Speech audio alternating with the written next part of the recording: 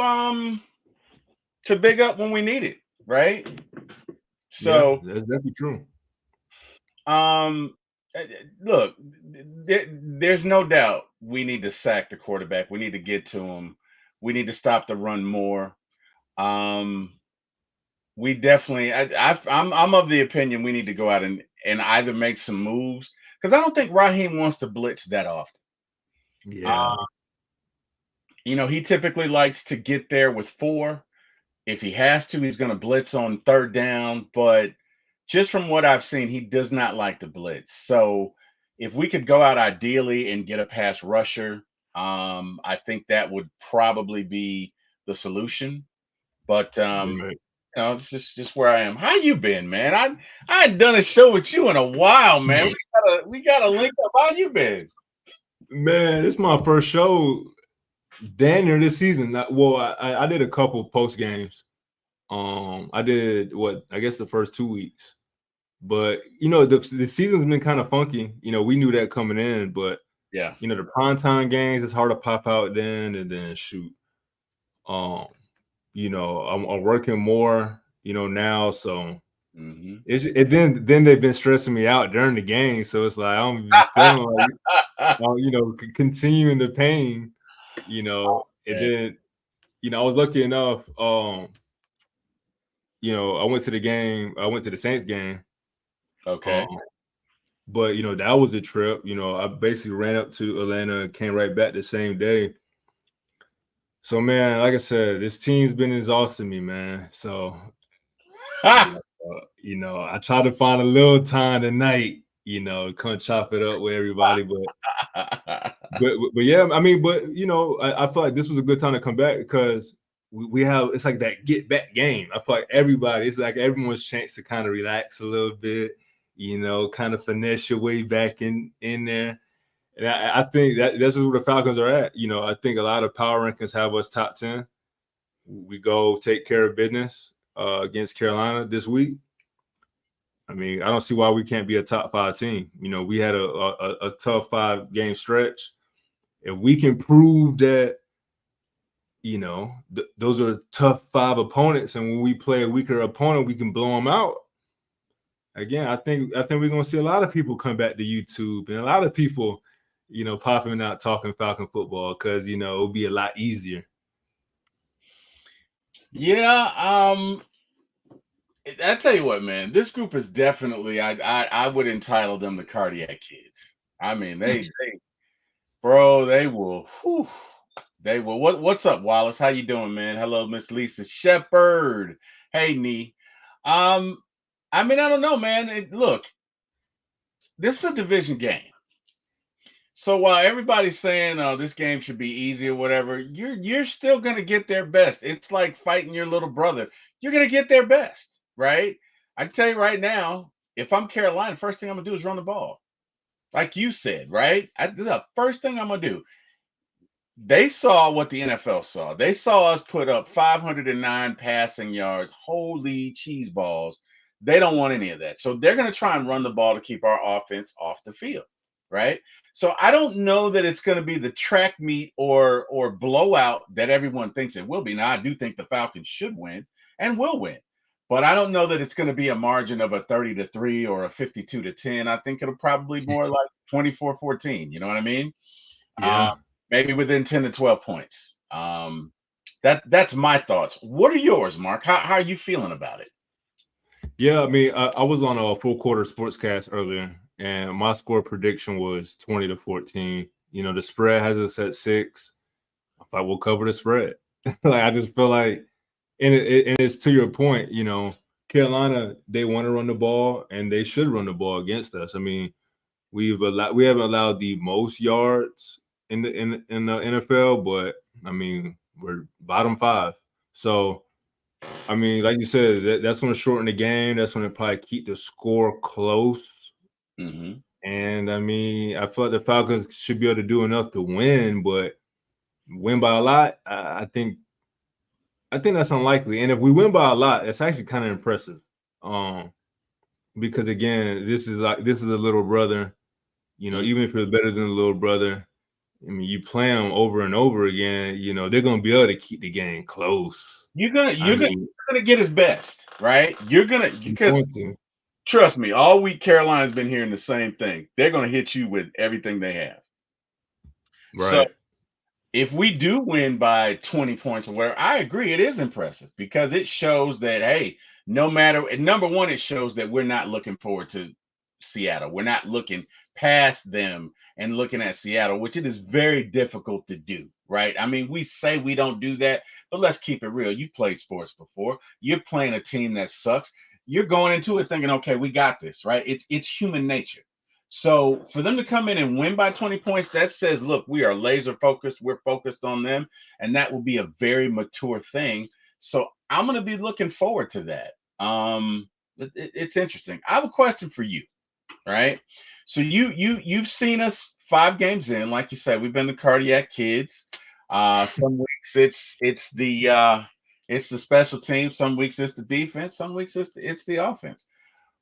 With the offensive performance last week, do you Mhm. think we have arrived and exercised our first 4 game jitters, bugs, whatever, or do you think there is still some improvement to go? How are you feeling about that? You're talking about just the offense or just the whole team? Just the offense. Yeah, the offense, you know, I feel like we're starting to understand our identity that we're a pass first team. Like you go out, you pay $100 million for Kirk Cousins. If he has to drop back 60 times, that's what he's getting paid to do. Like that's literally why you go get him. You have the weapons. So I mean, I don't think we've arrived, but you know, to play an emotional game against New Orleans, to come back a short week, find a way to, you know, stay in the game, and Kirk look as probably as healthy as he's has this season. I think that's encouraging, and I think this week gives you a good opportunity to arrive, like on the road against your little brother, a team that you know you haven't been able to sweep over the past couple of years. Like this is a game where you can arrive. Carolina's defense is pretty bad.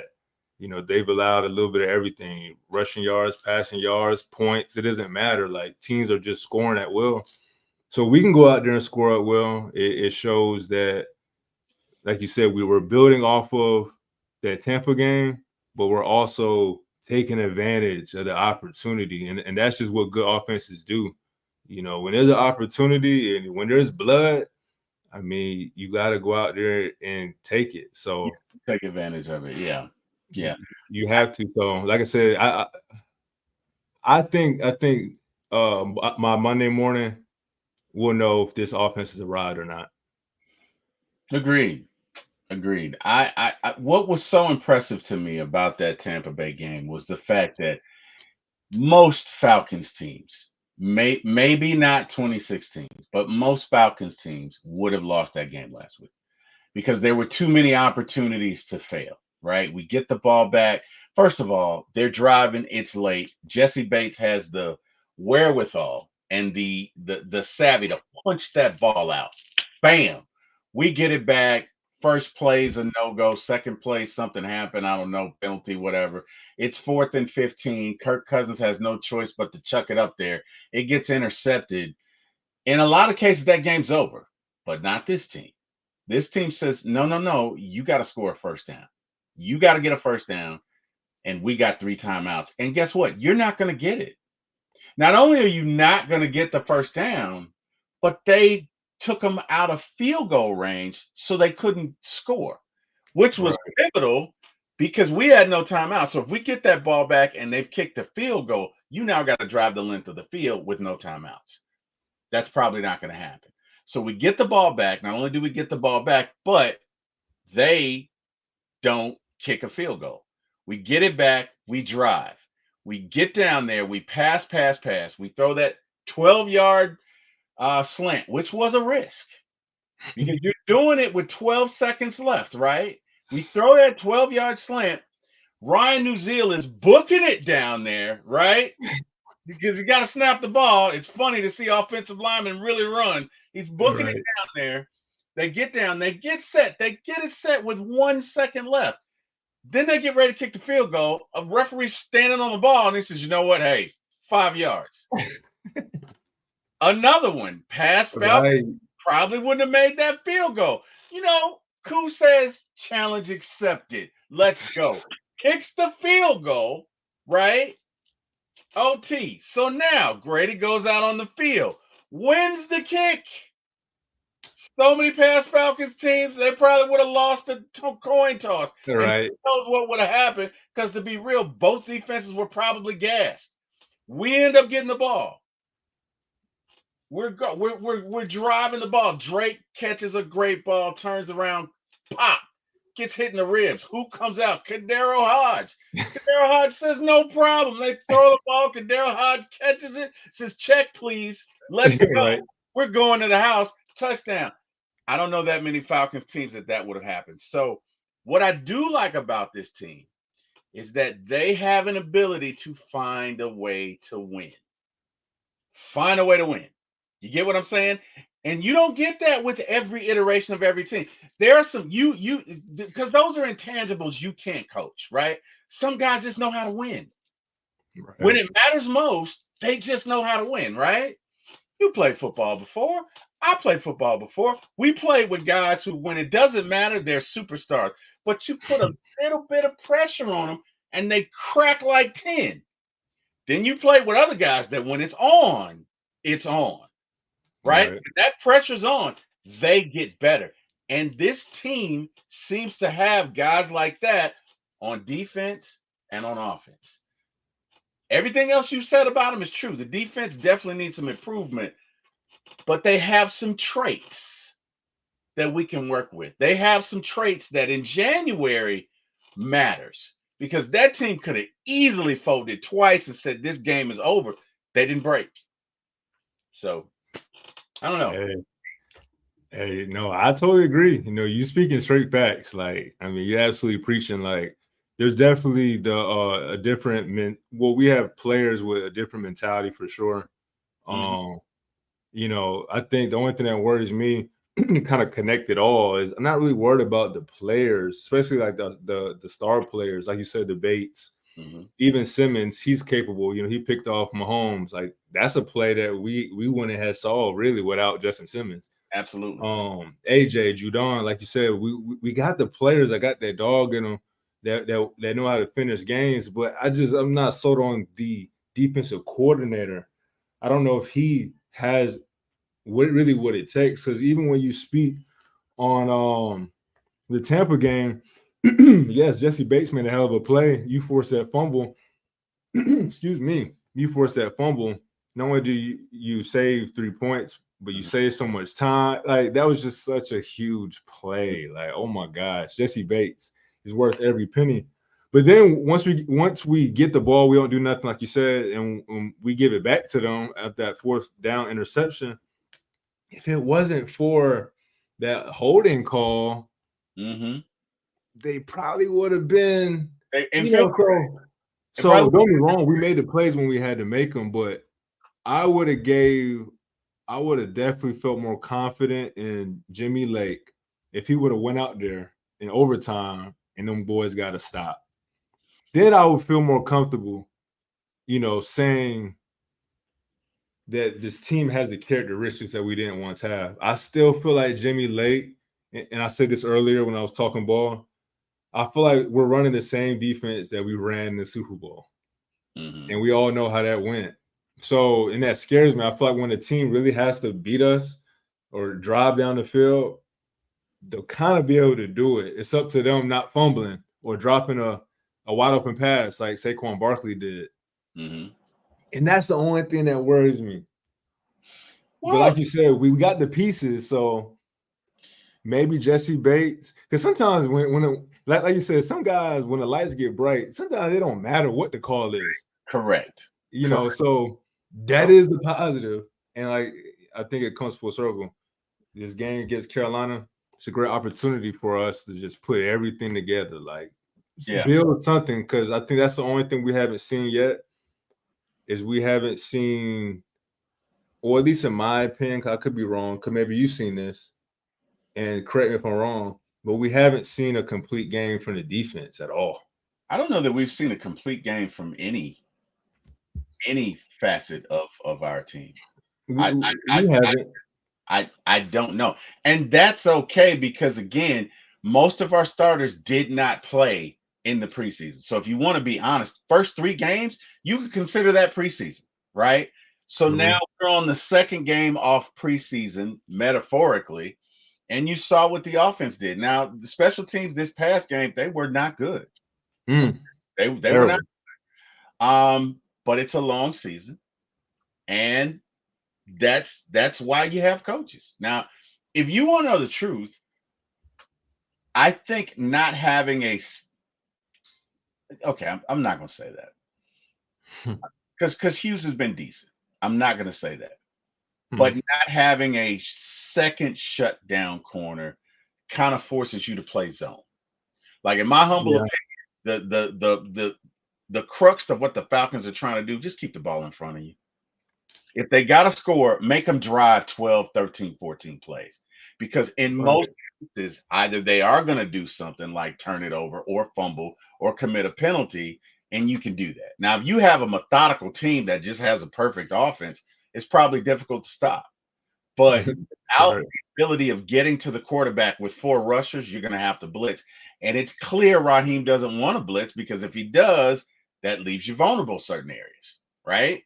So, to me, the philosophy of this defense is keep the ball in front of you.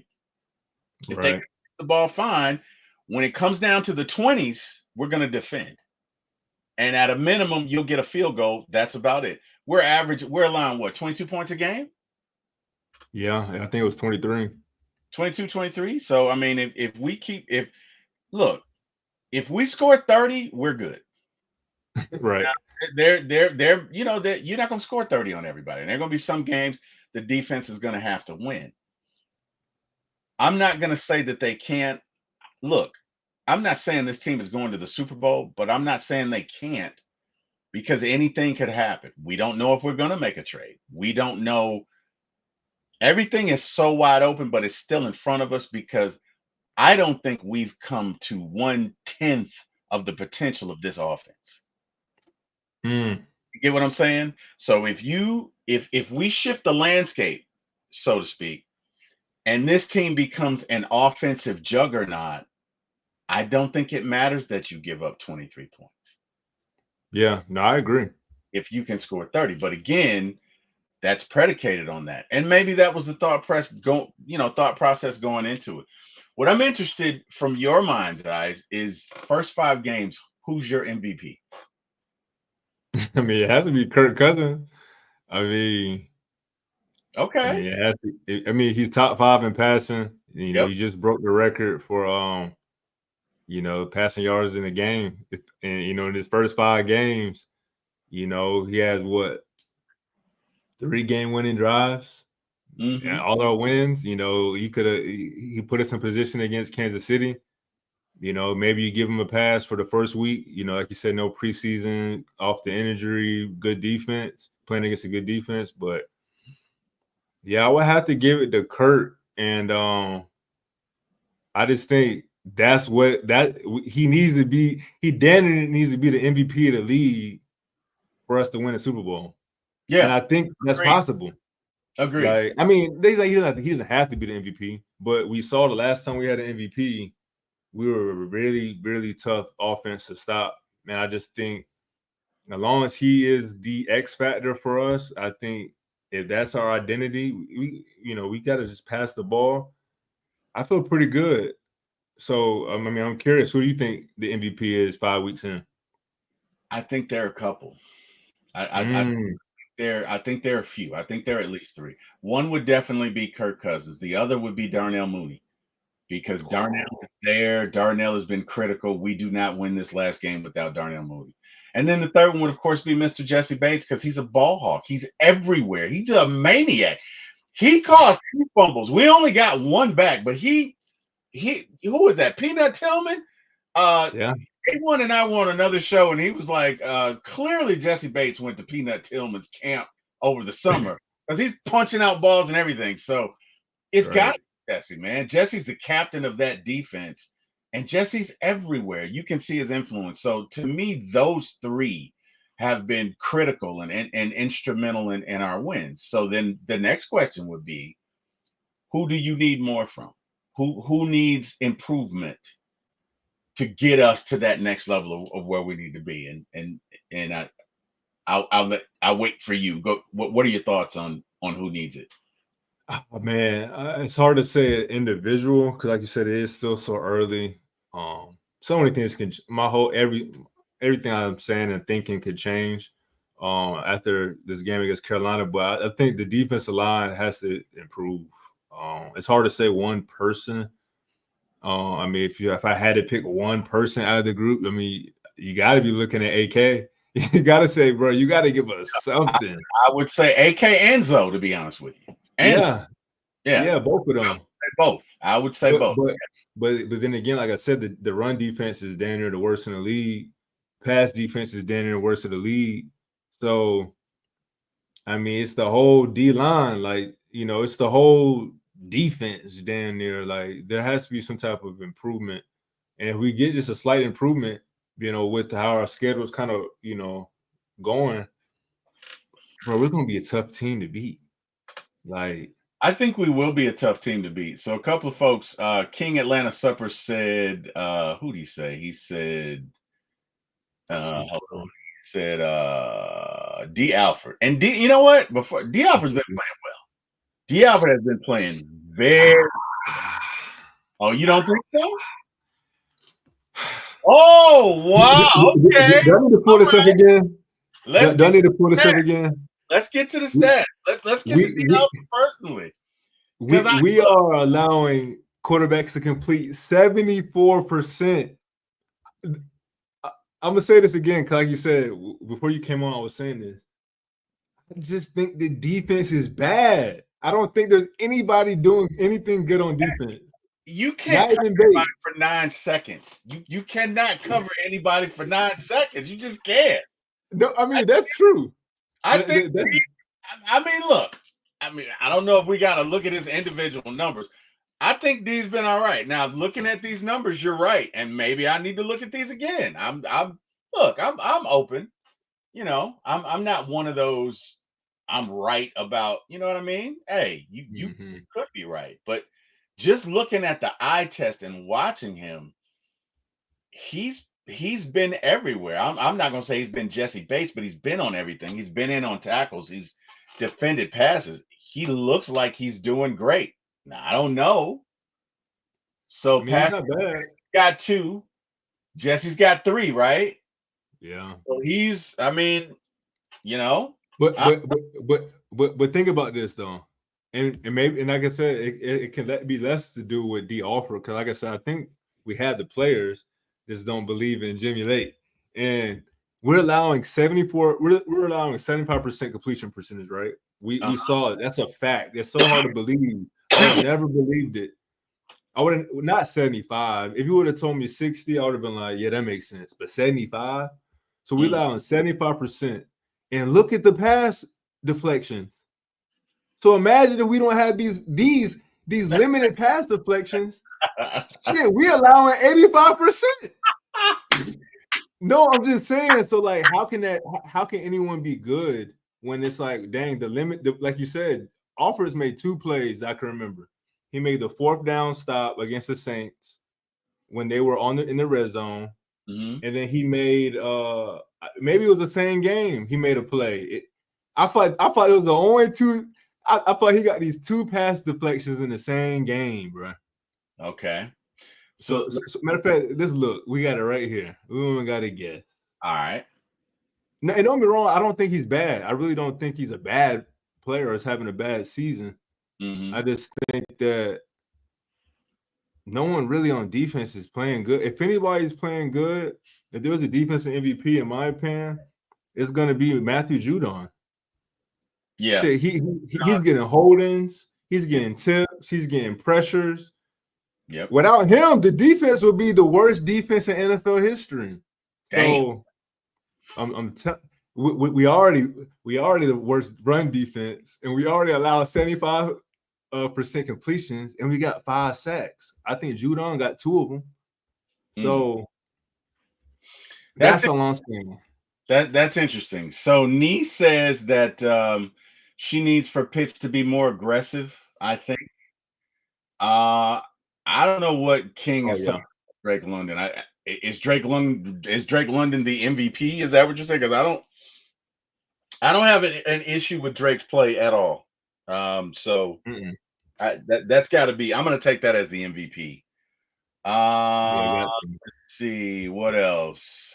44 targets, 32 catches. Yeah, Yeah, he's having them a nice little stretch right now. Drake's been out there.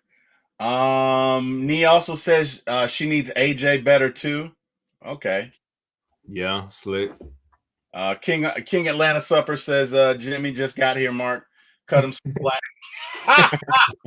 Hey, Yeah, that's true. That's true. That's true. yeah. Playboy Trey, what up? Playboy's from Hey, what the up, Trey? Water Boys, right? What up, Trey? Yep. How you Yeah. doing? King Atlanta Matthew should just get some water and resign to the.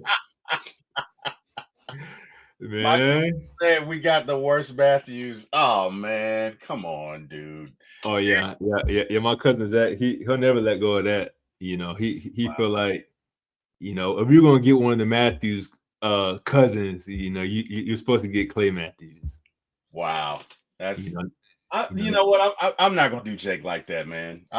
Jake been with us for a long time, but I'm not gonna do that. I'm not gonna do. But yeah.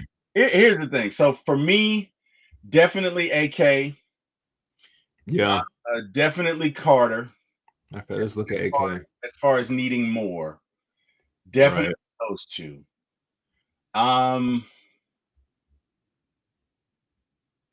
AK got 7 tackles. yeah, Well, he got 11 total. yeah. That's scary. Yeah. Well, again, maybe these guys just have to gel. I don't know. Maybe they have to gel. But what I will say is they've pretty much held up, with the exception of this past week. Nobody got 30 on us. We Yeah. lost 18-10 to Pittsburgh. We won 24-23 over the Eagles. We lost 22-17 to Kansas City. We beat New Orleans by 1 point, I think, field goal, 25, 24, no, 2 point, 26-24. And then we beat Tampa Bay 36-30. So before this past game, we may be giving up yards, but we were not giving up points. Right. So that's another way. I'm looking for the positives, right? I mean, yeah, we've given, and I know it doesn't make sense, because if you're just looking at yards, then we look terrible. But you got to look at it in context. Yeah, you give up yards, but in most cases, we don't win the time of possession until last week. So a lot of these yards are garbage yards or whatever, but we're not. In most cases, before last week, our opponents would hold the ball for 35 minutes. We'd have it for 25. Right. Right. So that kind of, defenses get tired. I'm not making excuses, but defenses get tired in the fourth quarter. You have it more. Contextually, this is what we do know. We didn't give up 30 points before last week. And we faced Kansas City, and we faced the Eagles, and we faced the Saints, who everybody was afraid of the first 2 weeks. Pittsburgh offense sucks. Okay. But again, when you start to look at it in that context, I don't think it's as bad as you believe. Now, I'm not saying we're the 2000 Ravens, but I don't know that it's looking at it in context, right? Because again, you keep a defense on the field for 35 minutes, they're going to get tired at about that 28-minute mark.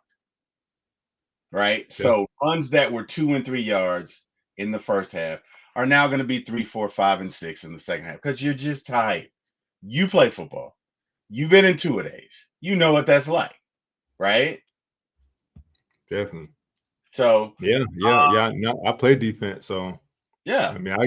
But then again, it's like you really don't get that tired because granted, it's the NFL, it's a whole different, level of competition. But I'm just saying, like the whole team don't get tired. Now, the players that's going to get tired is the interior, and again, I feel like that was where we had the most depth. That's where we were most flexible. Like that was our strength, is that fact that we can rotate these guys that's fresh in, but like that vision hasn't come to. So I still think there's plenty of time for it to happen. But I know one thing that is just concerning to me is 5 games in, we are allowing more points than we're scoring. You mean So more yards or more points? right here it says the Falcons are scoring 22 points per game and we're allowing 23. But So that's taken out of context, right? Because we're obviously 3-2. So we can't be allowing more points than we're scoring. That's why you gotta understand the number. That's impossible, right? Because if that were it is possible no, that's because it's right there. won 3 games, right? We've won 3 games. Right. So what hurt us was that first loss where we scored 10 points. Right. Right? We scored 10 points.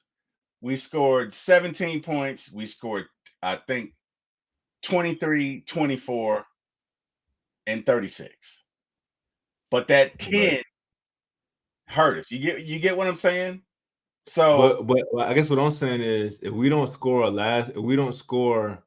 so we had to score 3 points to get into overtime, yep, and then we scored a walk-off touchdown. So right. that adds 9 points to our average.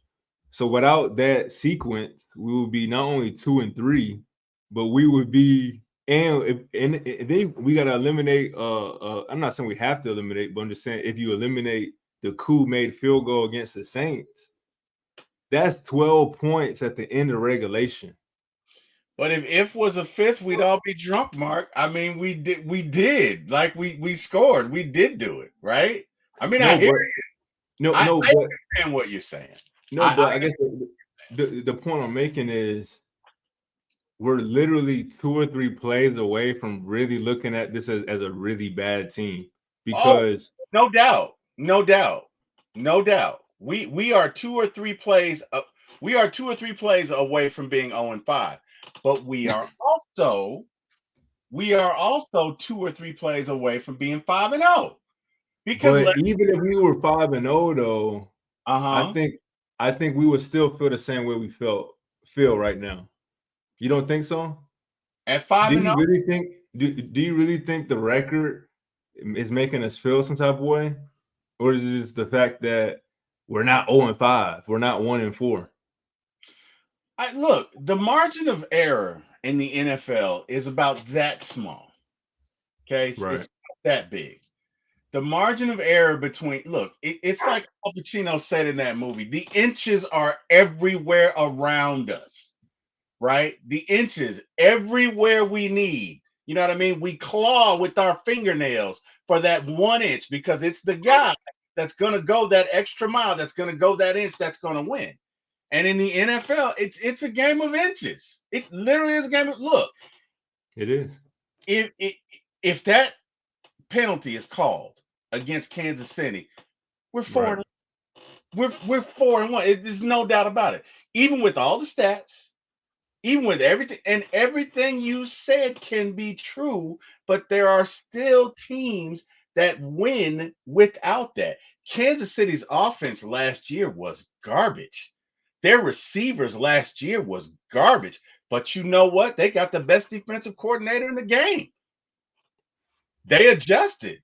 They won, right? Our defense may not be great. Our offense can be superb. There is a path to victory. I'm not saying we'll get there. I'm not saying we won't. I'm saying you can look at numbers, but numbers devoid of context tell a different story.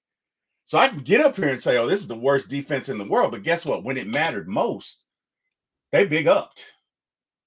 They big up. Did they though? Right. Yes, they did it against the Saints. Now, again, they did get lucky because what's the name got hurt.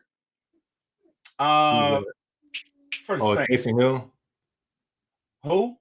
Yeah, Taysom Hill. Mama, they got that man again. Yeah, because if well, that's what I call him. Because if he's in that game, it's a different story, and I can admit that, right? So Yeah.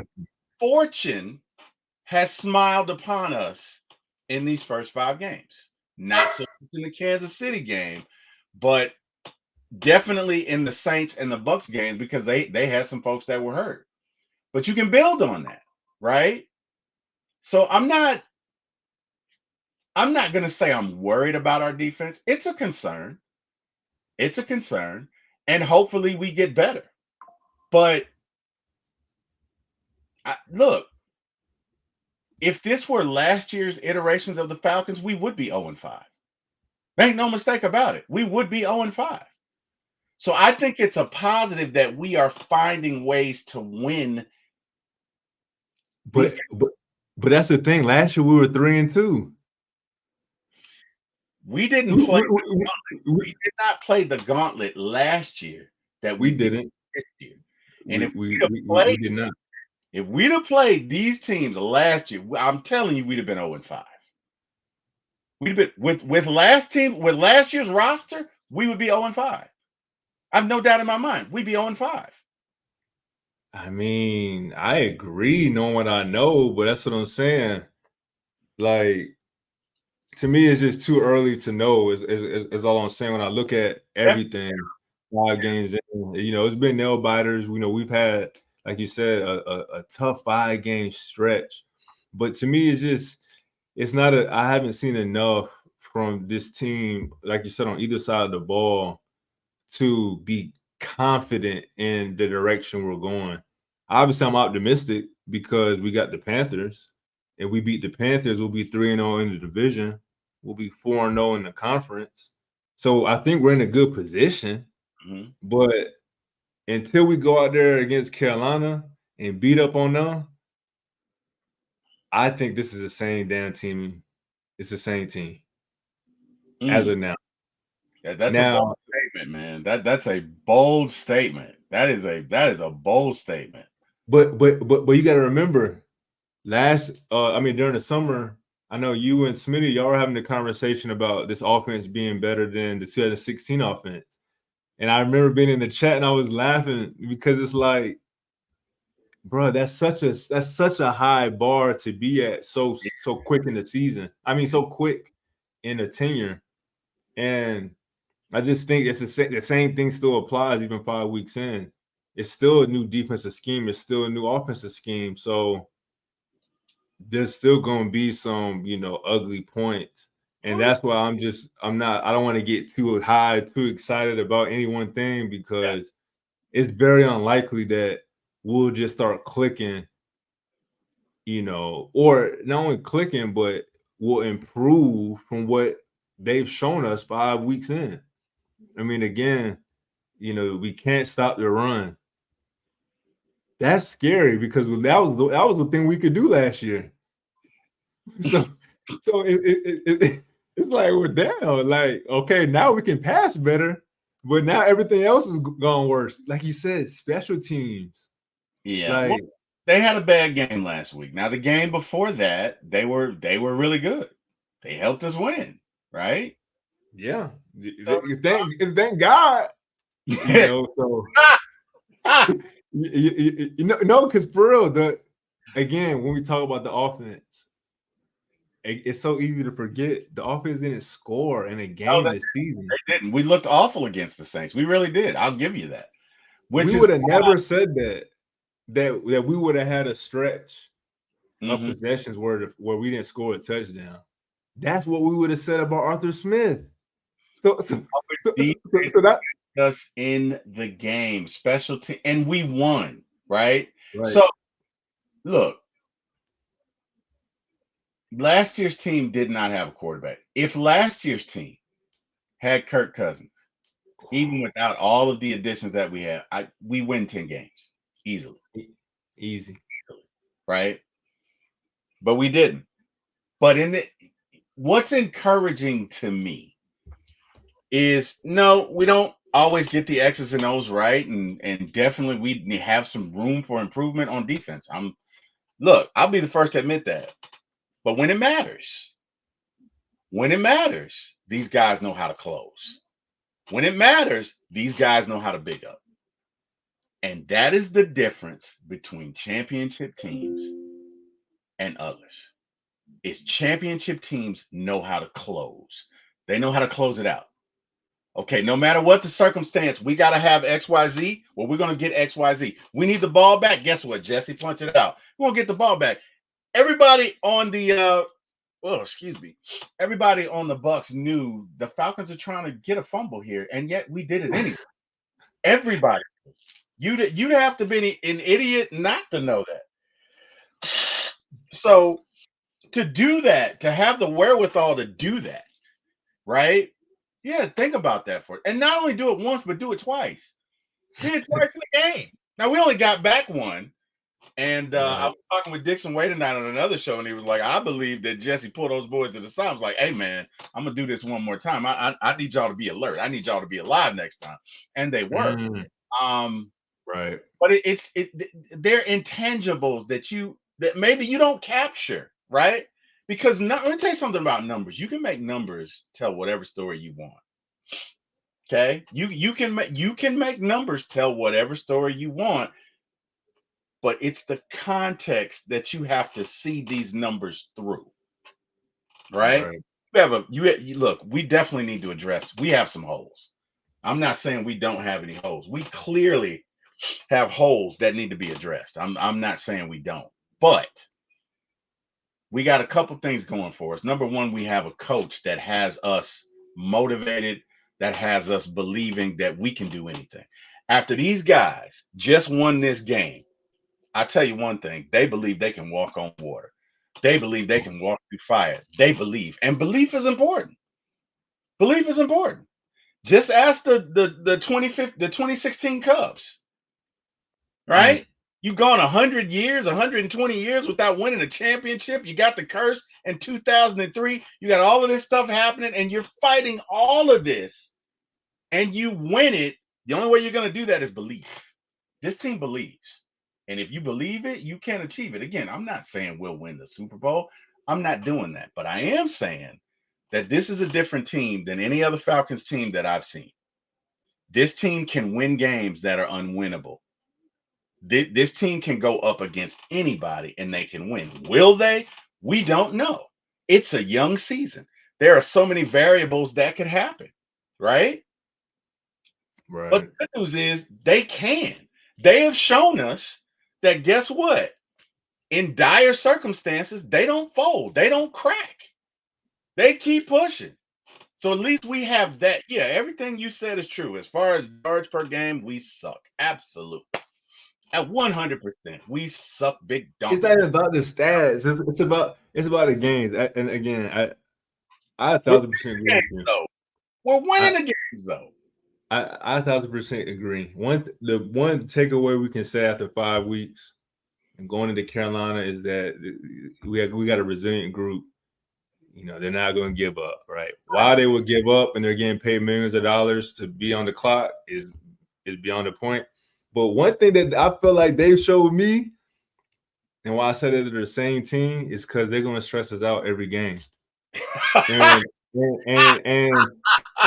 the coaching staff, and you stressing out Arthur Blank, you stressing out everybody around the world. So go out there against Carolina and prove me wrong. Go out there. Mark said he just wants some peace. I just want some peace, Falcons. Damn it. I just want to be able to eat my chicken wings, watch this damn game, and not have to worry about y'all. Stop it. That's it. This whole idea of resilient. No, the good teams or the good whatever, they don't even allow it to get there. Now, if it gets there, it gets there. Okay, we've been here before. But I'm just saying that's when I'll be confident in this group because, like you said, Jesse Bates did the unthinkable. Well, not necessarily he did the unthinkable. The rookie running back did the unthinkable, and he fumbled in that situation. Mm-hmm. But then the Falcons come out right after that. We run Tyler Algier on a stretch play. Mm-hmm. Then we go up in a hurry up offense. Blown up. That play gets blown up. Yeah. gets blown up. I don't know why Algiers out there. I don't know why he's getting the carry. Then he's stuck out there. Second down, we get sacked. You know, third down and 20, we get the dump off, and we punt the ball. To me, that's not resilient, man. That is like you said. That is you being very fortunate I think we threw an that.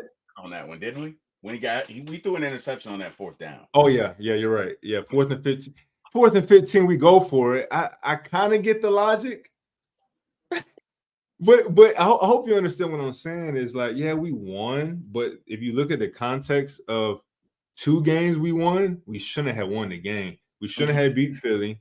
Mm-hmm. So Saquon Barkley had a wide open catch, drops it, that keeps us in the game.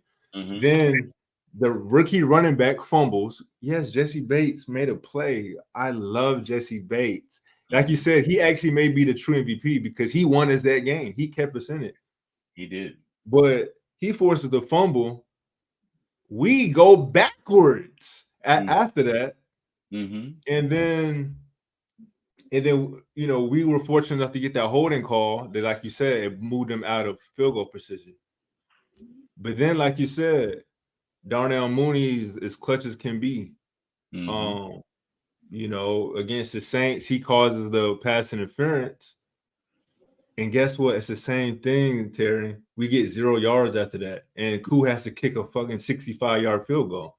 So, I mean, granted, obviously I'm exaggerating, but I hope you understand. It's like we're resilient, but we're not actually winning. We're not winning. That's not how you're supposed to do it. Because, like you said, then we get the Koo. Then 12 seconds left. We do the slant. That's not good football, bro. Drake London ran an extra 2-3 yards. Nah. We got lucky enough to get it right before the clock at 1 second. Mm-hmm. Then we get up there and get a delayed game. That's not that. I'm not going to sit here and like you said, when you talk about the context again, boom, that sequence, that 12 seconds left turned into 9 points. Mm-hmm. That 12 seconds turned into 9 points, essentially. Mm-hmm. It definitely turned into 3. And that skews the numbers too. So that's what I'm saying. Like, when I see a complete game, that's when I'll say, okay, Raheem Morris has his touch on his team. But so far, I feel like which isn't a problem in my opinion, but this feels like the 2015 Falcons, which ain't a bad thing because we all know what happened the next season. Mm-hmm. So that's all I'm saying. It takes time. It's a fair point. You make a fair point. It does take time, but you also have to learn how to win, right? And I think the good news is we are learning. I would agree.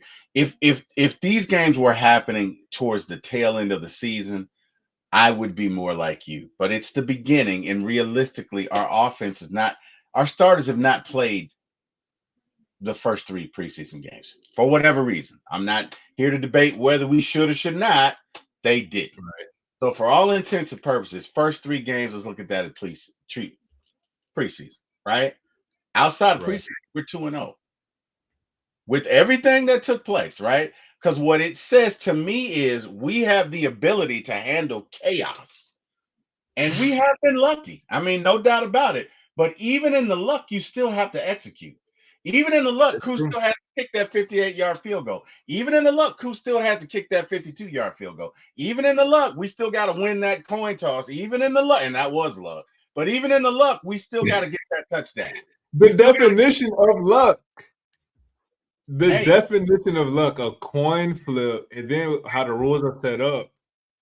Hey, you score, that's it. No, if you score a touchdown, well, right. And look they couldn't stop us. So at the end of the day, I still feel pretty good about it. Yes, it's lucky, but guess what? You don't win a championship without some luck. Hey. Show any team that wins a championship, there's luck involved. There's good fortune involved, right? It's not just all execution. It's not. So, I mean, hey, is there reason to be concerned? Absolutely. Absolutely. But can we get better collectively as the season progresses. Absolutely. Will we be a totally different team in December than we are now? Absolutely. Right? So, I mean, look, the rest remains to be seen. I mean, we'll see. That number could drop. Those yards, again, to your point, these guys are running a new defense, right? Right. They're running a new, so they're getting acclimated too, right? We're running a new offense. They're getting acclimated too. One highlight to me has been the offense and their blitz pickup. It's been great. It was great in that game against Tampa Bay. It was not good. It was great. And Bijan loves to, one thing about him, he loves to pancake folks.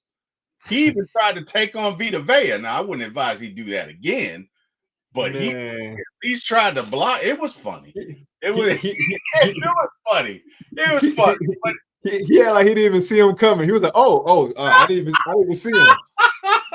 And I ain't mad at him because if he got full speed, there's nothing you can do. What you say? That's a business decision, Mark. That's a That's business. a business decision, bro. Hey, I got And, to finish the season. that's what I'm saying. Like he made a solid decision. Like now it's gonna look bad on tape, but at the end of the day, we need you, Bijan. So sometimes Kirk got to just lay down and take that sack. Because there's no running back that's going to really step up to that. Come on, Not now. at all. Not at all. Not at all. No, 100%. But the one thing about him, like he will pick up linebackers that he does a good job of. He does a good job picking up folks off the end or whoever the robber is coming in. He does a great job of that. And as a whole, our offensive line has held up against blitzes. They've done very well. That's been a strong suit. You know what I mean? So if there's some positive to take away, it's that our offense, to your point, has passed very well. We seem to have forgotten how to run, but maybe we have to run. We have to learn how to run in this offense, and that takes time. So you do have some valid concerns. I'm not going to say you don't, but I still feel like this team will win 11 games. I still feel like this team gets to the playoffs, and if you get to the playoffs, anything can happen, man. So that's how I see it. No, hey, trust me, we're on the same page. I still feel pretty good about this team going forward. Like I said, you have an opportunity to go 3-0 in the division, 4-0 in the conference. That is, I mean, if I'm looking at the schedule, if I'm Raheem Morris, I mean, that's the goal, was to go 3-0 in the division. Oh yeah, you had a unique opportunity to go 4-0 in the division because they snuck Philly in there. So if you can go 4-0 in the division, going into Seattle, coming back to the crib, now you got a chance to go. 4-0 in the conference. Right? You'll against Seattle, you'll have a chance to go 5-0 in the conference. Against Tampa, you have a chance to go 6-0 in the conference, 4-0 in the division. Yeah. I think we are set up perfectly to make this run to build and be a better team. And that's why I stand on what I stand on. I will feel how I feel until 4:25 on Sunday. And I feel like this team should feel the same way. Yeah. Hey, we ain't done nothing. Right. Yet. Agreed with that 100%. Because make no mistake about it, that second game against Tampa Bay, you're gonna get the best you're gonna get the best they got. That second game against Orleans, you're gonna get the best that they got. And we'll see. You know what I mean? We will see. We will see if we learn from our first match against them, our first game against them. But the second games will definitely be tougher, with the exception of Carolina. They suck. But the second game will be tougher against Tampa Bay and New Orleans. Oh, yeah. Guess what? When we go up to Minnesota, we're going to see what we're made of, because that's going to be a test. That is going to be a test. So all of these questions that we have will be answered this season. Either way, they'll definitely be answered. And then, the good thing for us is, maybe this is just the theme of our season and ends up being part of our Super Bowl run. Is like, it's been chaotic, but it got us into the playoffs, and who knows, it got us a home playoff game because we won the division. And if you've been through chaos throughout the whole season, and chaos presents itself in the playoffs, who's going to really be better tested than us? Exactly. It's a fire drill to you at that point. You're okay. We're here. We've done this. We've done this 3, 4, 15 times. Let's go. You know what I mean? So Right. that's Hey, I do hey, have a lot so of screens behind me, Nee. You're right. I do. I do. I do. Obviously, this is your first time seeing me, Nee. I do. I do have a lot of screens behind me. It's kind of goes in alignment with my job. So you're right about that. Um, what does Thomas call me? Thomas calls me the what's he call me? Air traffic controller. I'm not an air traffic controller, but that's what he calls me. Lisa says, I'm feeling like it would be a travesty to beat the Aints and Bucks, then lose to the Panthers. We got to beat them. Agreed, Lisa. Agreed with mm, that. a Definitely have. 1,000%. Yeah. A 1,000%. And it's not only yes, the Panthers, but it's just the fact that we set ourselves up to go 3-0 in the division. That means so much. 4-0 in the conference. You have a chance to get a maybe not a free roll game, but you get to get a road win. I mean, this is just such a good opportunity when you talk about team building. And building up the morale, the fan base. The Falcons fans are going to show up. I know my mom is going, Lisa's going. You know, just that. That experience for our fans. Like, there's such a big game, and that's why I won't feel no way positive until they go out there and they do what they got to do. And I think they can do it. I genuinely think they can beat up on the Panthers because, like Lisa said, we had two super emotional wins against the Aints and the Bucks. Yeah. So, hey, I'm feeling good. I'm on saying, oh, don't say that, huh? She's saying, oh, don't say that to Lisa. We didn't beat the Aints and the Bucks just to lose to the Panthers. Oh, Yeah, right, and don't say that.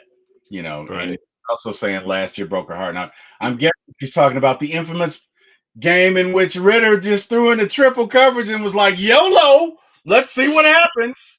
You only live once. It could work out. It could work. Let me throw it. Oh, wait. Damn, it didn't because I threw into 4 Panthers and 1 Falcon. Oh, Yeah, it's so interesting. I think we'll have to really reflect on his career at some point and what, examine it. what career? You talking Yeah, about? yeah, his short stint because it's Okay, almost like he was an actor, a paid actor, okay. because he would throw the ball perfectly to the defenders. It doesn't make sense of how accurately all his interceptions were. Oh, Like, they weren't even close. So yeah, hopefully we'll never have to revisit that. And you know what's funny though? Kirk Cousins has thrown the same interceptions this season. Matter of fact, his first pass as a Falcon was a drop interception. A clear drop. He looked just like Desmond Ritter. So yeah, hopefully we can get behind some of these just awful I'm passes we've seen. that a second thought. I'm gonna forgive the blasphemy that you just committed. I'm not even gonna give that a second. I'm not even gonna play into it, Mark. I'm not even gonna do it. I'm not even gonna do it. Man, I'm gonna let you have that. I'm not even gonna respond to that malarkey that you just put out there. Absolutely not. No, sir. No, sir. because even the interception on 4th and 15.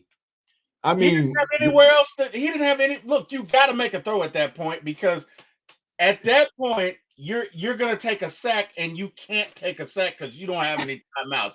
You gotta chuck it. Now, should he have chucked it out of bounds? I don't know. Maybe. no, no, But no. thank God let me tell you something. If he doesn't throw that interception, they get the ball 15 yards closer and they probably do kick a field goal. So See, and go ahead. no, I didn't mean to cut. I mean, I think we're both saying the same thing. Essentially, Yeah. is that's why that play was so bizarre because it was like, and again, it goes back to our fortune because it's like, why would you even intercept it? Because he wasn't, and that's a good point. And that's a good point. And that's why you got to have a high football IQ. Because if he's thinking, he just knocks it down. If he's thinking, but again, it's muscle memory. Defenders are taught to intercept the ball. You do it. without thinking, right? I mean, think about it. What do you do the first hour you wake up? It's muscle memory. You probably can't even. You wake up, you brush your teeth, take a shower, put your clothes on. I mean, you do it every day, right? That's what that interception was to him. It was muscle memory. Now, if he'd have been thinking, he'd have knocked it down. But his interception actually helped us win the game because they started from where he intercepted, which is Right. bizarro world. And I know what you're saying, but it still happened. It happened, man. It is what it is. We won the game. We won. Hey, trust me. I'm never mad at the Falcons win. I've never been mad at a Falcons win in my life. But one thing's for sure, I haven't been, excited about some wins. And I think just the past two wins, is a relief. You can exhale, but it's almost like again, and until they give us a week without, stress. No, because think about it. They literally stressed us out every game last year. Mark is so over y'all damn Falcons, boy. He over. He is over y'all. But you know what's funny, Mark? I'm gonna give this to you. My wife made a comment because she didn't watch the last game, right? And she knows I do the podcast, so we talk about the Falcons a lot. She says, Terry, she don't call me T Will. She says, Terry, I just can't do the back and forth with them. It's too much. It's too much stress. I can't do it. So I just checked the score afterwards to see if they won. Then I call you. And I thought that was so funny. And that's what I'm getting from you. Like, Falcons, stop playing with my emotions. Jesus. And the funny thing is, I'm the one with the heart condition, but you're like, I just can't. I just can't take it. Hey, I just can't do it. It's funny. I was having this conversation with Trey after the Saints game. Shoot, he had put up on me, and I was able to meet Trey, and he was like, "Man, how you feel about this game?" And basically, it's the same tone I'm having now. Hey, I'm happy for the win, but this ain't it. But we talked about like the evolution we both went through as Falcons fans, and it all started. It came to a good spot for me was the Super Bowl, obviously. And it was because, I'm sure my mom's still in the chat. We went to Houston to support the team, and man, obviously we all had our Super Bowl stories, but we all know how it ended. And when I saw my mom and saw how like frozen in time she was, at that moment, that's when I knew, okay, the Falcons ain't worth it. The Falcons got my mom looking like this. Okay. The Falcons, that, and bro, after that, because I at the time I was living in Valdosta, Georgia, so the local station was actually broadcasting Tampa. So when I turned on Fox 5, it was Tampa, even if the Falcons were playing.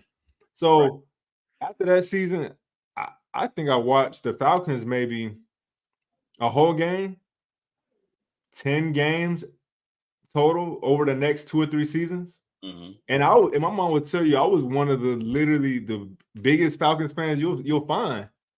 But it was because I was like, bro, this team, it ain't worth the stress. You're talking about trauma. You're talking, and it's trauma. Funny. It's funny. Lisa and I had the same conversation. Now, I'm not going to tell Lisa's story because that's for Lisa to tell. But what I said is watching that Super Bowl, watching it to the end, I probably went through a depression for about a year. Now, I didn't tell anybody this. I wasn't going to kill myself. It wasn't like that. But just the mere thought of that game just gave me hives. The mere thought of reliving that was just it. As a Falcons fan, it was awful. It was embarrassing. It was degrading. It just sucked. Like, you know what I mean?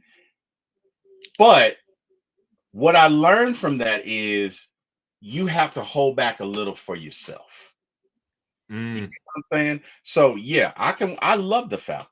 I love the city of Atlanta. I've been here for all but 3 years of my life. But you got to hold back a certain part of you. It's like being in a relationship. You can't give everything to a person. You can give maybe 97%, but you got to hold back a little back a little for yourself, right? It's the same way with the Falcons. When it gets to the point that you upset me today, I got to walk away. You know what I mean? So Yeah. for me, I go into any football event with the following thought process: they could win or lose, and I have to be. Oh, I can't be so invested in it that I'm gonna sit here and pass out if they lose. I can't be so invested in it that I'm gonna just let my home just go to pieces if they lose. Life goes on. The Falcons do not pay my bills. The Falcons do not support me. This is for entertainment purposes. Now I love them. Mm, And they are definitely more than entertainment to me. They are a part, they are a fundamental part of my existence as a being on this planet. But even still, they are not my God. And so I think, no, you'd be surprised because some people deify a team. Some that's people true. will put a team up on a pedestal, and anything you put up on a pedestal, it's going to give you grief. God will have Mm, nothing before him. Anything you put before him, it's going to give you grief. So I learned from that experience that even though I love my Falcons, and Lord knows I do, they have a certain place in my life, right? I think the young folk call it boundaries.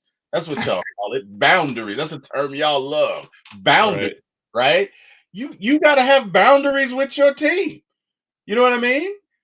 Look, for me, I love it, but win or lose, I'm with them because it's not about being with a winning team. It's about winning with my team.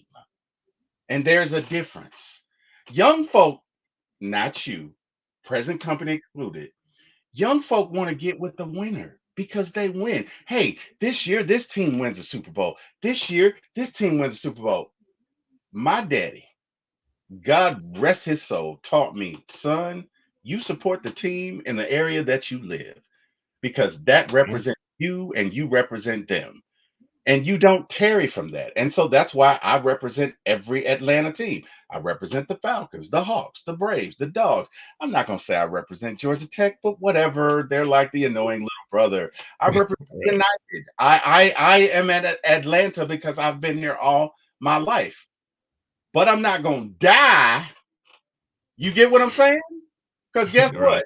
Mr. Power Man, he gonna want his money whether the Falcons win or lose or not. You know what I mean? Whether the Hawks win or lose or not, guess what? Mr. Gas Man, he gonna want his money. Mr. Mortgage Man, he gonna want his or woman. Let me not be misogynistic. They're gonna want their Right. money.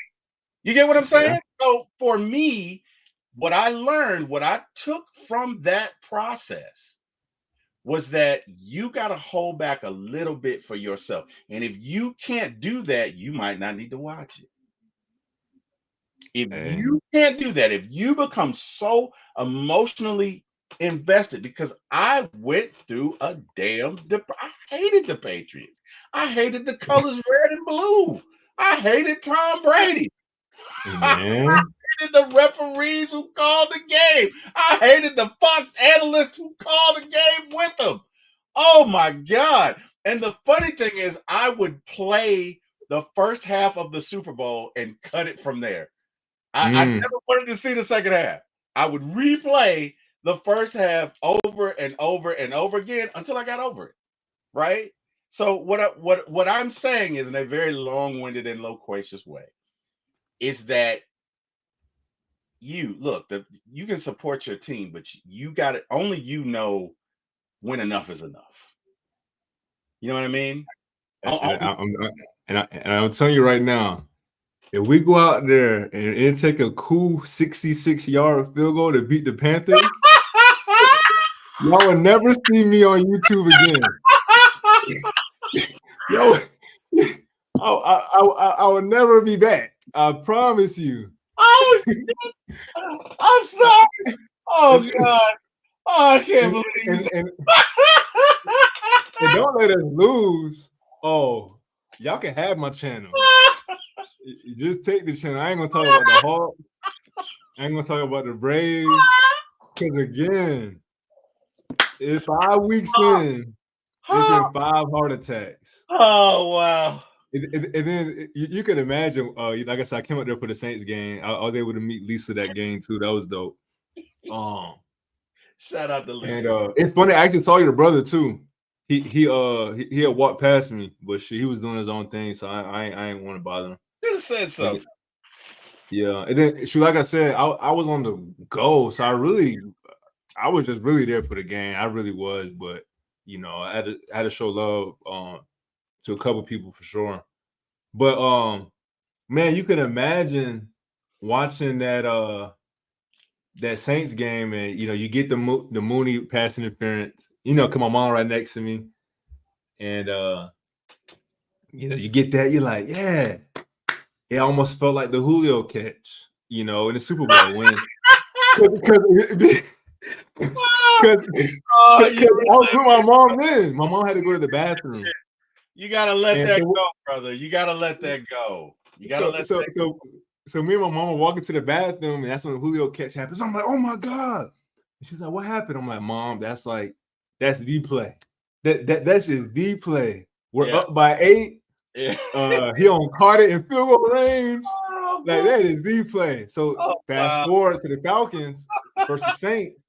Mooney with the pass interference. And I'm like, bro, I'm not even happy yet. Not again. Yeah, I'm like first down. But in my head, I'm saying, oh my gosh. And then the next 3 plays, we get 0 yards. Oh, you can imagine the hug I gave my mom after that cool field goal. Like, and like around that time, like, we had both been, well, definitely me, just been through so much. So like that after Cool made that field goal, it was just like, okay, because eventually you sort of think, okay, am I cursing the team? Am I bad luck? Like, do I need to not show up? So you can imagine. Is it me, Lord? Is it me? Right. What did I do? Because trust me, I don't mind sitting out, because my mom got season tickets, I want her to enjoy her season tickets. I don't want it to be stressful. So again, I say all that to say, you can imagine the hug I gave my mom after that Saints game. You know what? The relief. I think it's great that you love your mom that much, man. I think that is great. Yeah, absolutely. I think it is great that you and your mom can go to the game. I wish I still had my mom, but I think that is great, bro. I really do. You just look, man, you gotta find the right lane for you. I get it. Okay. If anybody gets it, I get it. I get it, brother. Let me tell you something. That 2017 year, I watched that playoff game, but I was so I can't explain to you where I was. It was just not a good look. And then 2018 came, and eventually I got over it. But I learned that you have to hold back a little bit for you, right? It's like being in a relationship. If you giving 99%. And the other person they not giving you anything, it's time to go. It's time to go. And I'm telling you, Terry, you will never see me again. You will never see me again, bro. If we go out there, and obviously I'm playing, I'm exaggerating. I understand. I promise, I really do. And it's real. It's real. And it's not just me. And I think that's why this is such a big game. If we go out there and we drop this game to the Panthers, that's a whole different conversation. Cause I just don't see that happening in so many universes. Like, I just don't see that happening.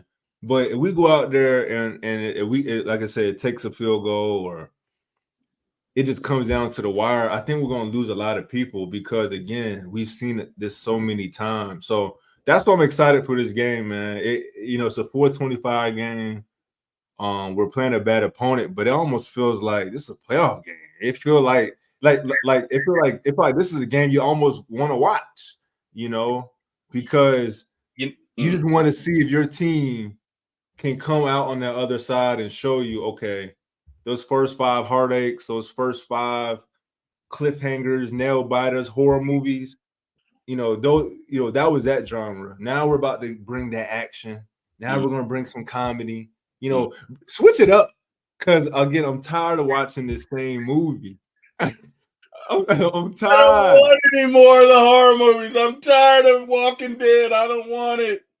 I I'm don't want telling the you, dystopian future. Stop it, man. stop it, Let me tell please. you something. It's interesting you say that because Jack Spade, my friend and mentor, was saying exactly the same thing.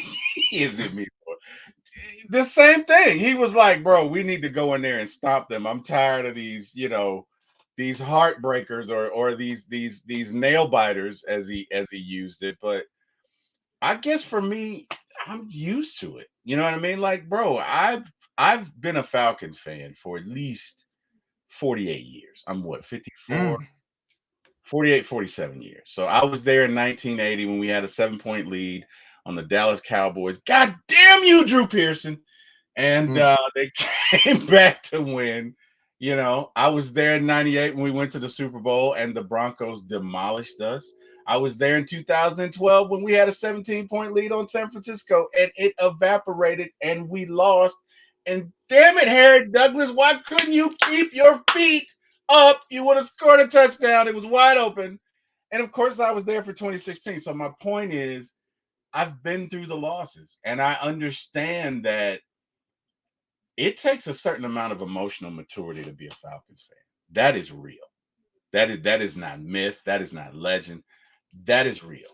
And a lot of Atlanta Falcons fans, now they may not admit it, but they may feel the same way you do. That you know what? Hey, can we just have an easy path? Can we just come out for about 3 games and y'all take it easy on my heart? Can we Hey, please? hey, Terry. At this point, I don't mind getting blown out.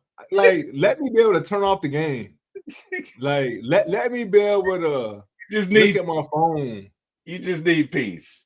I just Need peace. need some type of peace, But again, I'm confident that we'll be able to find a way to, build a lead against Carolina. AG off four quarter sportscast. He says he wants to see Michael Penix play. So I think that's a great point. And we can see Michael Penix play this week, and it's not due to injury. That's good for the Falcons. We want to be in those positions where we can play backups. We can let other guys get reps. Yeah. And then like I said, I feel good either way. Looking at these next what 5 total NFC opponents. We've already beat 2 of them. The other 2 that are coming in, they're coming to our place. I mean, we have like a really, really unique opportunity to go. Well, that's 5. We can go 8-0 in the NFC right before the bye. That is just an unreal opportunity, and I really think because you said 11 wins, if we can build momentum, bro, I see 13, 14 wins. But to me, again, it starts with Carolina. You got to go out there and prove that you can build. The coaching staff can continue to get better and gel and everything. And then, like you said, man, we get a home playoff game, man. I really like our chances. That you get a home playoff game, that crowd will be bananas. It will be unlike anything you've ever seen, right? And Man, and again, we don't know what's going to happen, but I feel like this team is capable of just about anything. So and I guess for me, look it, um, I lost my mom this year. I mm, had 2 heart attacks this year. I'm looking at mm, life totally different. I'm just like, YOLO, let's go, baby. What are we doing? You know, mm. F it, Falcons. Let's go. Are we going to the Super Bowl or we not? I just don't care because I realize life is precious. Life is not guaranteed to anybody, right? So, and I'm not saying I'm wiser than I'm not saying that. I'm saying where I am from my viewpoint of the world. If we do it, great. If we don't do it, great. I live to see it. Thank you. Thank you, Miss Nee. I appreciate that. I live to see it. I live to go through. It's just like, to me. I woke up this morning. It's a bonus, right? It's a bonus. Because let me tell you something. You have certain conversations with the doctors. It's totally different, man. It's totally different. So all I'm saying, Mm, I look at it like, if we make the Super Bowl, great. If we don't make it, great. This team is better than last year's team. That much I can say. Now, will they break our hearts? They could. They could. They could do it again. And it's okay, because I'm only going to give them so much of it. You get what I'm saying? I'm not going to be over right. here crying and whatever. If they lose, they lose. I love the Falcons, but my identity is not the Falcons. My identity is T Will, right? Like, your identity is Marq Chaney. Your life going to go on with the Falcons winning now, Mark. Oh You're going yeah. to be successful. You're going to do what you got to do, whether the Falcons win or not. This is a team. This is something we do for recreation and entertainment. And if you keep it in that place, you're good. You're good. It's when we deify them, right? It's when we build them up to be more than, oh, this is no. The Falcons don't define me. I'm gonna be the same person. My values are not based on whether the Falcons win or lose, right? I try and be a good person. I don't succeed all the time. I do bad stuff. We all do. But I try every day and wake up to be a good person, whether the Falcons win or not, whether they play or not. I'm gonna be the same person, 365, 24/7. So if you keep them in that place, it's a lot easier. That's Oh yeah. I've been through this all my life with these Falcons. They have disappointed me, but I still love them because they're from where I'm from. And what if they do win, Mark? Let me ask you this question. It's 15 seconds left. You know where I'm going, because we've done this game before. It's Uh, 15 seconds left. The Falcons are up by 25 points in the Super Bowl. It's about it to end. What are you gonna do? It's 15 seconds. left. We're up by 25. There's no way we can lose. You're watching this. They're in New Orleans, of all places. What are you gonna Mm. I mean, hey, I'm gonna be excited, but like you said, like I've gotten to that point in my life where like I really don't care. Like, I don't be wrong, I want the Falcons to win a Super Bowl. Like, it almost makes it like worth the ride. Again, that was the thing Yeah. about the Saints game. Yes. Like I rode the bus to Atlanta from Jacksonville, and got a couple hours of sleep to watch the Falcons play. Hmm. So when the Falcons won the Saints game, it was like, okay, that was worth the trip. Worth the trip, right? So Right. I think it'll be the same thing. Like it'll just be like, hey, it'll be worth the experience. And I don't know, like I definitely become numb to it because I feel like I would have been a lot more excited when the Braves won. And I was kind of like, yay. And then same thing with Georgia for sure. When Georgia won their first natty a couple years ago, what was that, 2021? There's, Um, but it had been 40 years. But go ahead. right. Well, the first one in my life. Yeah. Yeah. Um, uh, especially that one, how we got it. What was his name? Healy. Yep, yeah, Interception. yeah, Ringo. Yeah, got the pick six. So I'm just watching the pick six, and I'm like, Yeah. we really about to win this game. Yeah. So Yeah. I feel like Georgia, they didn't ruin it, but like they kind of took away that like that relief. So, but then again, who knows? Because if I'm around other Falcons fans and they're crying, shoot, I might cry. Let You me tell you, know? man, I'm gonna shed so many tears. I already know it, because think about the thing that's gonna hit me. The prevailing thought is gonna be, I never thought I'd see this day. Mm, Never thought I'd see this day. Oh my goodness, I'd never. The only way only thing I can compare it to. Have you ever seen the movie Rudy? it's been a while. Old movie, but you've seen it, right? Yeah, I've had to. So when Rudy brings his dad, or when Rudy's playing in the game, when they finally agree to let him play, and his dad walks into that stadium and sees that team, he is immediately filled with tears, because he's thinking to himself, I would never thought I'd ever see this day. I would never have thought I'd seen the day where I'd come in and my son is going to get in the game for Notre Dame football, which he holds as holier than thou. That's how I would feel in that moment. I would never have thought that we would ever win a Super Bowl, and it's going to be joy, and it's going to be sadness, and it's going to be all of that, and it's going to hit me. But at the end of the day, when I get up, it's going to be a relief because then the Falcons, and then it's not even about me, it's about Atlanta as a city getting legitimacy as a football Mm. franchise. Guess what? Now we're real. Now you can't take us, you can't take this from us. You know what I mean? 28-3, you can get the finger. You can get on. It's over now. We're past it, right? That's what I want. I'm thinking about Matt Ryan. I'm thinking about Julio Jones. I'm thinking about Tony Collins. I'm thinking about Harry Douglas. I'm thinking about Todd McClure. I'm thinking about William Andrews. I'm thinking about Steve Bartkowski. I'm thinking about Alfred Jenkins. I'm thinking about Michael Vick. I'm thinking about Algie Crumpler. I'm thinking about so many Falcons that never had the opportunity to reach the summit. And in that moment, it's just going to be phenomenal, man. And I'll probably get up. Obviously, I can't drink anymore. That's going to suck. So I'll probably go and get some Mm. juice or whatever non alcoholic, boring ass beverage they have. And I'll sit down and I'll take it in, man. And I'll probably cry for a couple of days because it'll be a real thing. Because my dad loved the Falcons and he's not here. You know what I mean? Mm. I'll say to my mom, because if we win this year, I'll know she has something to do with it. Thanks, mom. I appreciate that. Good looking out for you, boy. That's what it'll be to me, right? But Right. still, even in all of that, if they don't, guess what? Shit, I'll get up and go to work tomorrow. It's you got to be able to put it in that place. You know what I mean? And it took me. So I thank God for that 2016 experience because it taught me that you got to hold back, and that's for anything in life. You know what I mean? There's nothing in life, with the exception of God, that you can put on that pedestal.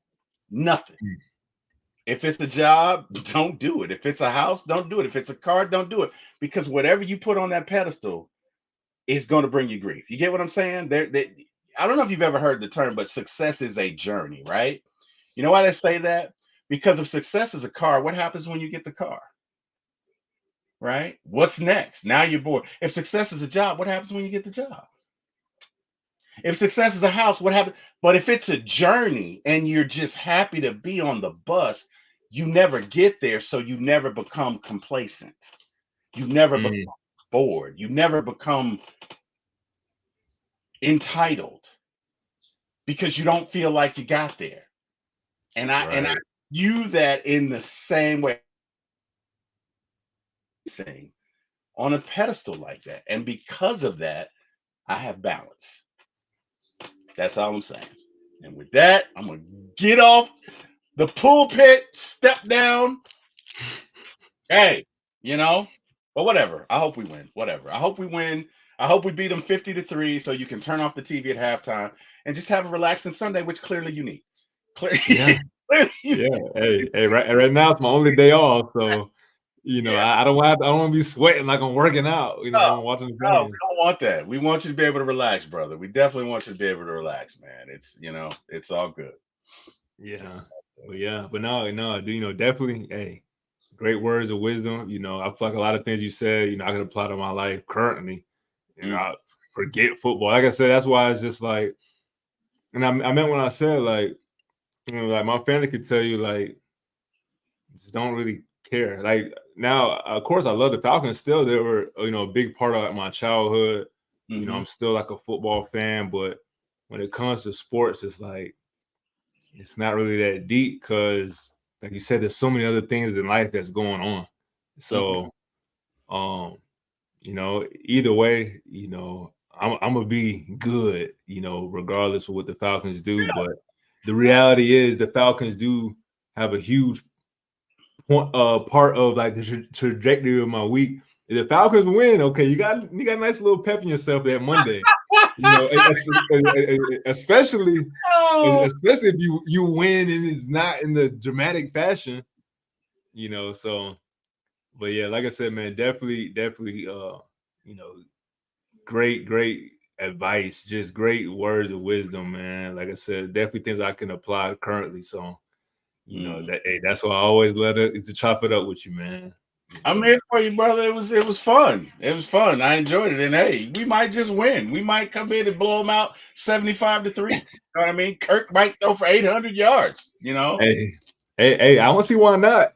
The only thing stopping us is Jimmy Lake. I don't know what it is, Oh wow! Oh no, man, I'm just give playing. Jimmy some grace, brother. Give Jimmy some grace. Come on. Yeah, hey, Give trust me, grace. he has a good opportunity. Like I said, this is such a good week for the city of Atlanta. Such a big opportunity. You know, this is what they call a trap game.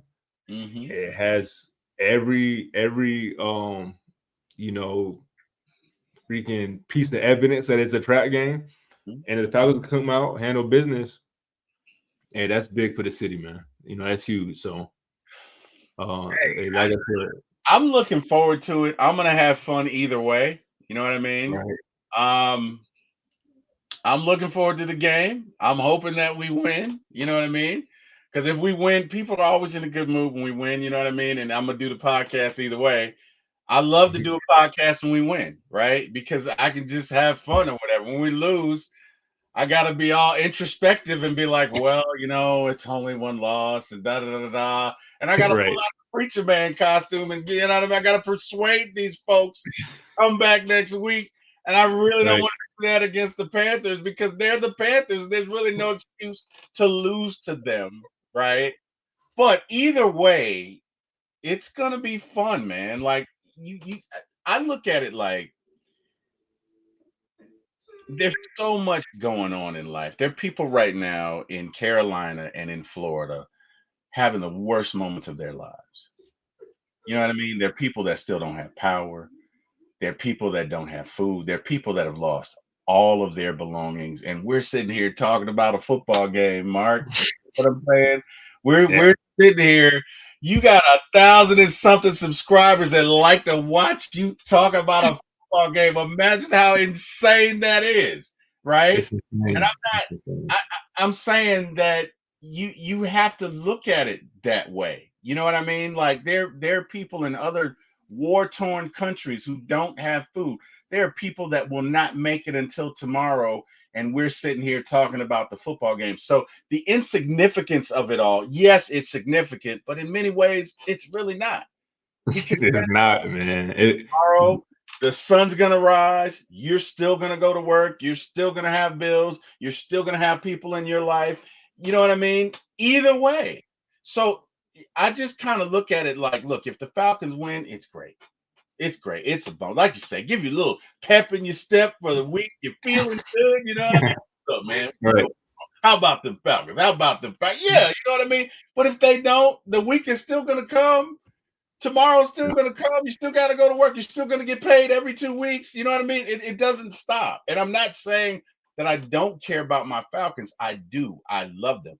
I just love them in the proper place. And as long as we remember that, you're good, man. There's somebody right now that today is the last day of their life. Think about it, right? My daddy told me a long time ago, if today was the last day of your life, what would you be doing? And that's how I try to live it. You know what I mean?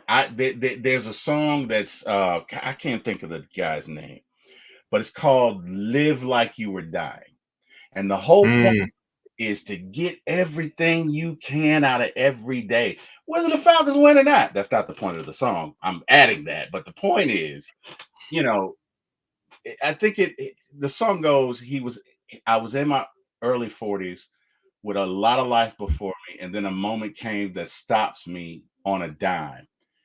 And the next few days, I was taking X-rays and talking to doctors about my sweet time.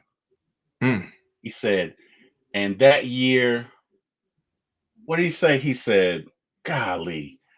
Oh man, it's a beautiful song. But basically the point of it is if you live each day like it's your last, um, let me find that. Let me see if I can. It's by Tim McGraw. He says, Yeah, he says, I was in my early 40s with a lot of life before me when a moment came to stop me on a dime. I spent most of the next days looking at x rays and talking about the option and talking about sweet time. I asked him when it sank in that this might really be the end. How's it hit you when you get that kind of news? Man, what you do? And he said, I went skydiving, I went Rocky Mountain climbing, I went 2 seconds on a bull named Fu Manchu. And I loved deeper and I spoke sweeter and I gave forgiveness I'd been denying. And he said, someday I hope you get the chance to live like you were dying. And the whole point of it Mm. is, guys, there's so much out here that we just let go and don't think about, and that's life. You know what I mean? Whether the Falcons win or not on Sunday, bro, if you wake up, you're winning. If you're healthy, you're winning. If you have employment, you're winning. If you got someone in your life that loves you, you're winning. If you got your mom, which you do, you're winning. Everything else is just a bonus. Hey, You know what I mean? So anyway, man, I'm done. I'm sure these folks are sick of my mouth. I'm shut up. If you will allow me, I'm gonna give them where they can find me, and then I'm gonna let you have a good night, brother. And oh I'm yeah, pray to Almighty God that this Sunday is the easiest Falcons game that we've ever had. I'm gonna pray them we beat them so bad we put in the third string. Like we don't man. 80-2 and we take Michael Penix out and hell, we just have shit, another defensive back, you know, run the offense or whatever. I hope you have a good Sunday, man. Don't let this stuff stress you, bro, because there's so much more to life. You know what I mean? There's so much more to life, and you just it's just more to life, man. You know what I mean? Look, when the Falcons lose, I'm bummed out. But I will never again be that I will never again let anything depress me like when they played the Patriots. Like literally, that I think that took years off my life, bro, and I don't like that. I really don't. So I look, I had to make a decision for myself. Okay, T Will. This is how I talk to myself when no one's around. Okay, T Will, get it together, brother. Get it together. Okay? Right, Gonna right, do right. Tighten up. they're gonna do what they're gonna do. All right. You got look, I got more years behind me than I got in front of me. I want to enjoy these. You get what I'm saying? That's Right. but anyway, I can be found at one time for the fan, which airs on Sunday nights at 8, Wednesday nights at 8, Friday mornings at 9 a.m. And my own channel is For My ATL Sports 1 at YouTube. I'm typically on there Friday nights between 7 and 7:30. And we typically do a podcast on Monday after the Falcons game. But I think we'll do one this Sunday. And please like, share, and subscribe, man. As always, Mark, brother, I had a great time with you, man. This was fun. We talked about Falcons football. We talked about life. We talked about everything like we always do, man. And hey, man, if you got another late night Friday, hit me up, bro. We can do it again. Yeah, You know? yeah. I Connect. know. Hey, it's always a pleasure, man. So hey, I appreciate you popping in, man. Yeah. Thank you, Miss Nee. I definitely appreciate that.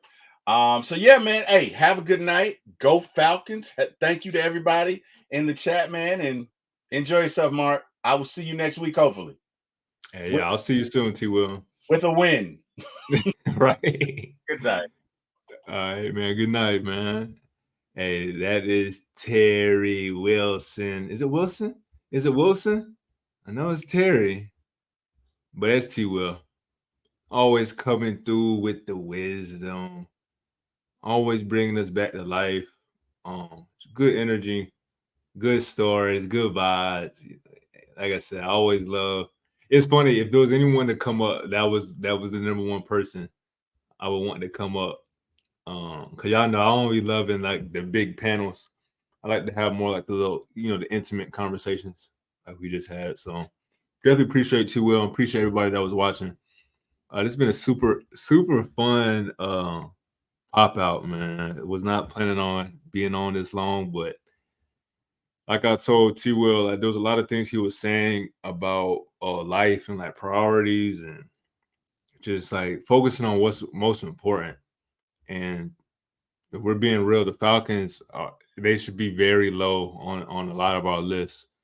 So that's a good reminder. We can still support the team, love the team, hope that they win, hope that they blow out the Panthers this week. But either way, life goes on. We all have responsibilities, and they don't stop because of the Falcons. So that's a great reminder. Not only just connected to the Falcons, but anything you got going on in life, any ups and downs, like you got to stay balanced and keep going. So like I said, definitely appreciate T. Will popping up, dropping the wisdom. I didn't get a score prediction out of him, or I think he said, if you watching T. Will, give us that score prediction. Everybody in the chat, if you're still watching, let me know by giving me your score prediction. We'll go over that real quick. Then I'm gonna get the heck out of here. But I think he said, what T. Will say? I know my step pops was saying 23-20.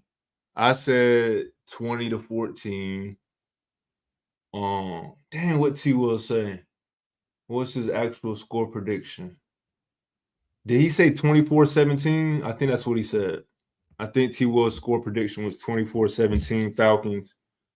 Like I said, if you're still watching on YouTube, Facebook, wherever you're watching from, let me know in the chat. What's your score prediction for this week? Do you think the Falcons will go 4-2? Do you think we'll be 4-0 in the NFC and 3-0 in the NFC South after our game? Please let me know. Like I said, I'm going to be wrapping this bad boy up any minute. But like I said, super fun show, man.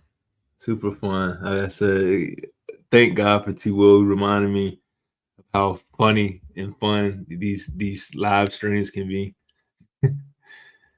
That was great. That was great. But like I said, my prediction is 20-14.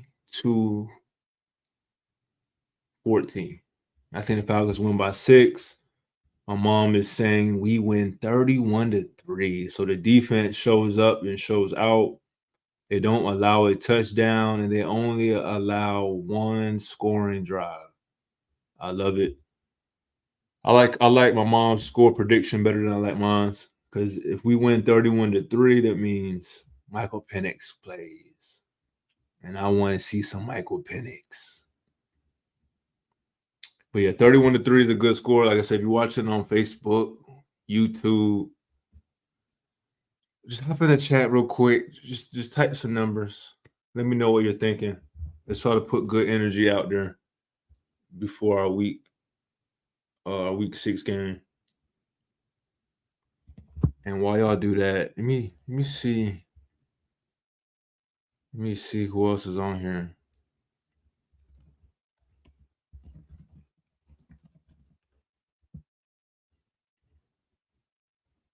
Okay.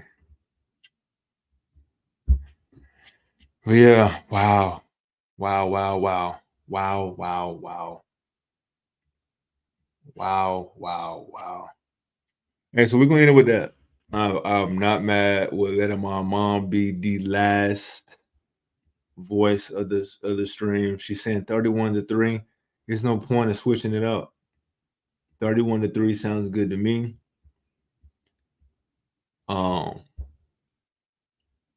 Carolina, that's a later game, so who knows? Maybe I'll pop on for that game. Maybe. But either way, until next time, like T. Will said, try to live every day like you're dying. Just try it and see what happens.